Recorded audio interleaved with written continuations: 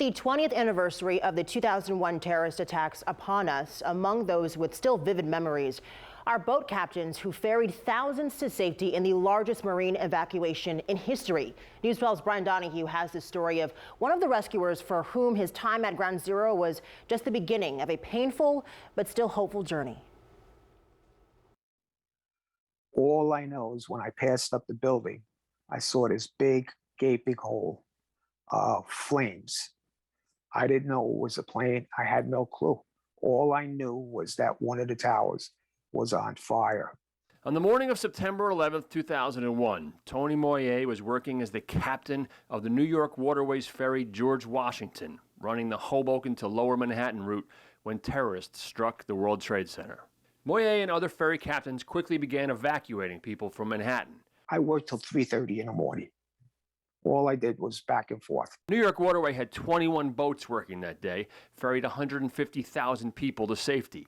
In all, an estimated 500,000 people escaped by boat in a massive flotilla of emergency vehicles, fishing boats, work boats, and volunteer recreational boats. The impromptu flotilla has been hailed as a near miracle of the human cooperative spirit.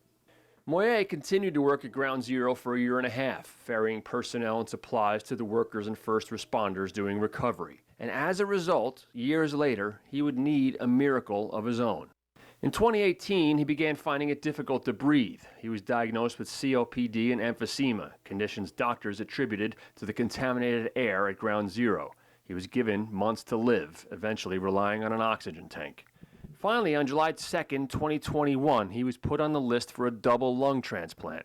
2 days later, on the 4th of July, the captain of the ferry George Washington got his new lungs. Well, I feel great. I feel great. You know, it's a good thing to be able to breathe. His surgeon, Dr. Jesus Gomez Abraham, Associate Director of Lung Transplant at Newark Beth Israel Medical Center, calls it one of the most memorable he's ever done. On the 4th of July, a day of celebration, this man who had helped so many in such a difficult situation, and he exposed himself to help the heroes, and he's part of that.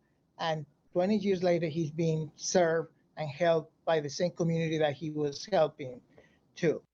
He looks forward to seeing his 15-year-old daughter graduate from high school, plans to travel to Europe, even as he remembers people from that day 20 years ago, like the one man too stunned to walk off his ferry, who had moments like that stolen forever.